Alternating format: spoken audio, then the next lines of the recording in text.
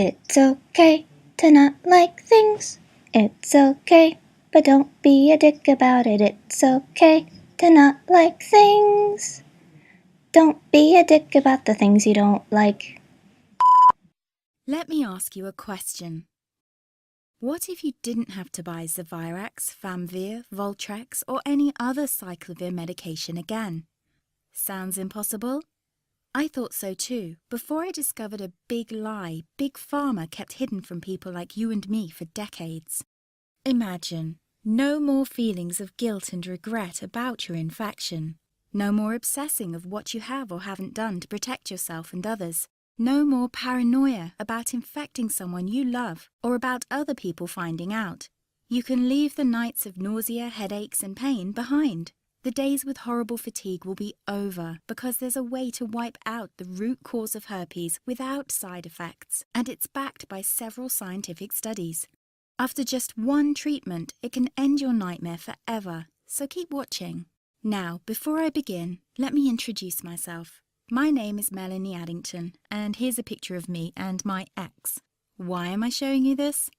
Because a few days after this picture was taken, I got diagnosed with type 2 herpes, and he broke up with me. He said it wasn't his fault, and that he didn't want me to ruin his life. How could this happen to me? I asked myself. I hadn't been sleeping around. In fact, John had been just the second man I'd been intimate with. Out of the blue, some sores had appeared on my butt. I wouldn't have taken them seriously, but their constant chafing against my underwear drove me insane. Even when my doctor took skin and blood samples, I was more annoyed than worried. I felt he was cracking a nut with a sledgehammer. Imagine my shock when I was asked back for the results. Herpes.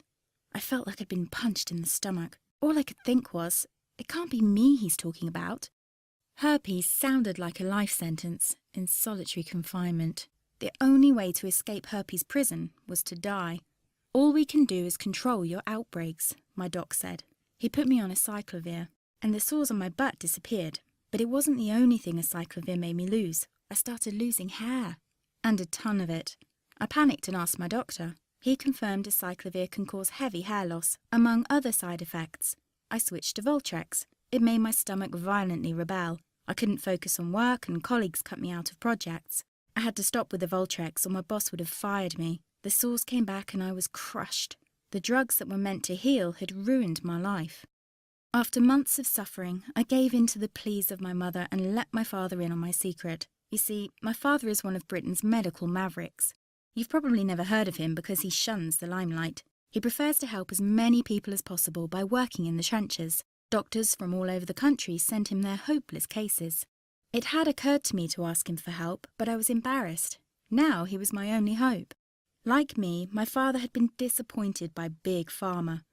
All the time they tried to get him to peddle their drugs to his patients. They do this everywhere. In the US, for example, they spend $61,000 on each doctor to get him to push their drugs. But my father rebelled. For him, only results count. And all too often, chemical warfare on your body isn't the best option. That's why he started to research natural treatments. Some of them so old, they've been used since Roman times. There is an even more important reason why my father avoids mainstream herpes meds. They don't cure you, they only hide the sign of your illness.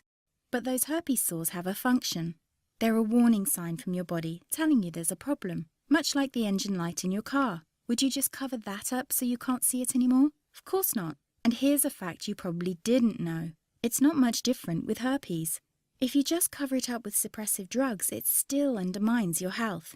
It can even kill you by swinging the doors wide open for an army of other diseases. For example, you are 2 to 4 times more likely to catch HIV, according to the University of Washington. And how about seizures and swelling of your brain tissue so bad it can burst your skull?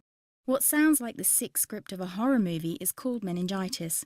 It kills 11% of its victims, 36% of women, and 13% of men with herpes catch meningitis every year. And scientists from Wayne State University discovered that if you escape meningitis once, your risk of catching it again quadruples.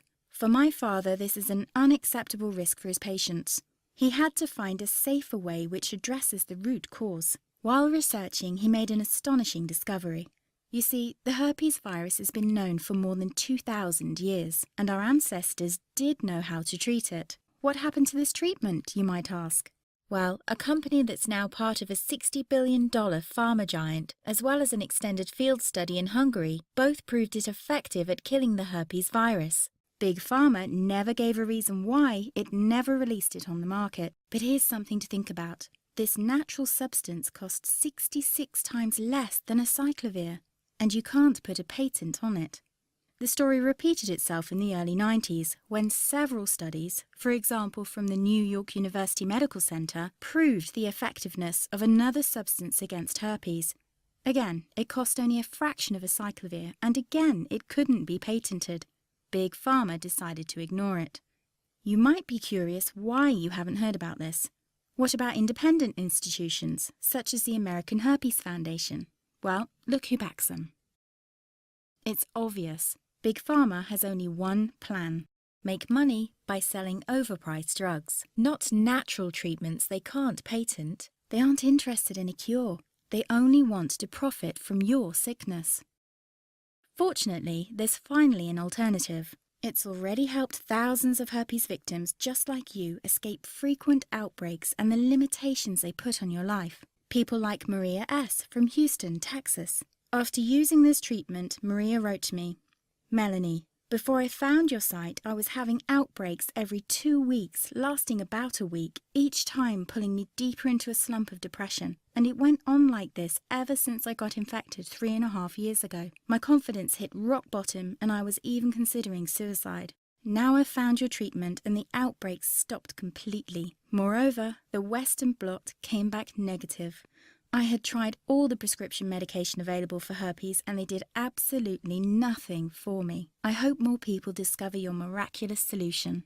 Or Marcus W. from Palmer, Ohio. "I've had severe herpes infection for 7 years. I've tried all the herpes therapies you can think of, including all the herbs, MMS, and ridiculously expensive ozone. What has brought me the most relief, and I mean no more symptoms, and they couldn't find a trace of the virus in my body, is your treatment. It has also taken care of the neuralgia associated with the infection. If you want to know more about my story, just shoot me an email at palmermark79@gmail.com. The step-by-step herpes protocol my father developed worked not only for these people, but for literally everyone who tried it. Up to today, it is... Good evening. 3 friends caught driving at incredible rates of speed. Police say speed was definitely a factor. RCMP caught this Ford Fiesta speeding. But police say they're waiting for you. Speed is going to be a factor in this collision. When this baby hits 88 miles per hour, you're gonna see some serious shit. I saw this in a movie about a bus that had to speed around the city. You know how fast you were going? 65? 63. I think it was called The Bus That Couldn't Slow Down. My name is Chris, and I'm breaking the law. How? Speeding. Why am I risking a $138 fine and not driving with the flow of traffic? To make a point about speed kills. ICBC, the cops, and the media all tell us that speed kills, and show us news story after news story about horrific late-night stupidity-fueled crashes, and then brand regular drivers who exceed the speed limit as deviant criminals. Don't get me wrong, I'm not saying we should be able to go as fast as we want, or that speeding isn't necessarily dangerous, but many speed limits are set far too low for conditions, and that seems to be where the majority of the ticketing is. And thus, speed kills your pocketbook. By the way, for those of you not from British Columbia, ICBC is our local state-run insurance monopoly. Huh. That logo doesn't look very socialist. That's more like it. I want to start my argument here, on Marine Drive in Vancouver. It's a 6-lane isolated road with a divided center, and the limit is 50 kilometers an hour. That's 31 for you American viewers. For those of you out there that believe speeders get what they deserve, let me ask you this. How stupidly low does a speed limit have to be before you'll complain? The limit here is the same as nearby Commercial Drive, where it's only safe to do 50 a small fraction of the time. This limit makes sense. It's the fastest you can go under ideal conditions. Back on Marine Drive, the Vancouver police love hiding in the forest and nailing speeders here. They even brag about it on their Facebook blog. Traffic enforcement wrote 50-plus tickets on one stretch of Marine Drive over the weekend. What are your ideas of how to get people to slow down and obey speed limits? More enforcement? More education? Stricter penalties? Hey, VPD, If your method of improving road safety is soliciting internet comments, we're in trouble. Let's step back a second. We need rules on the roads, but if we're paying for these roads, we have the right to demand that these rules make sense. Stop at red lights? Makes sense. Slow around schools or urban areas? Also makes sense, if you actually like kids or people. Allowing politicians to set speed limits that don't reflect the road engineering and then getting the police to fine and then publicly bitch about the speeders doesn't make sense, and it reflects poorly on the province. Canada has some of the lowest highway speed limits of the industrialized world, and I want to be clear, I'm ranting about highways, roads with no pedestrians, intersections, etc. If you compare us to Germany, bear with me, where they have no speed limits on large portions of their highways, our vehicle fatality rate is over double per capita, almost double per 100,000 vehicles, and about 20% higher per billion vehicle miles traveled. I know what you're going to say, the Germans have more training, better cars, blah blah blah, and you might be right. But why don't we concentrate on that instead of lowering speed limits and fining people? The Germans don't have speed kills, possibly because the German word for speeding is so long that it won't fit on the screen of a German newscast. The German road safety program is called Runter vom Gas, which literally translates to down from the gas. I'll assume this isn't a fart joke or a Hitler reference, though with the Germans you're never quite sure. Their campaign targets all types of bad driving, and the only mention of inappropriate speed I could find is buried. My argument rests on 2 points. Point 1. The roads are safest when everyone's traveling at the same speed and in the same direction and paying attention. Point 2. This is from a report on BC speed limits prepared for the BC Ministry of Transportation by 2, probably not PE teachers, and whatever an EIT is. The majority of motorists drive at a speed they consider reasonable and safe for road, traffic, and environmental conditions. Posted limits, which are set higher or lower than dictated by roadway and traffic conditions, are ignored by the majority of motorists. This relates to something called the Solomon Curve, which basically says that if traffic's flowing at a certain speed, the farther from the average a vehicle is traveling, the more dangerous it is. So, if the speed limit is below the upper limit of the safe majority, the people who do the speed limit become hazards to themselves and others. Or, in other words, have you ever noticed when you're driving that anyone who's driving slower than you is an idiot?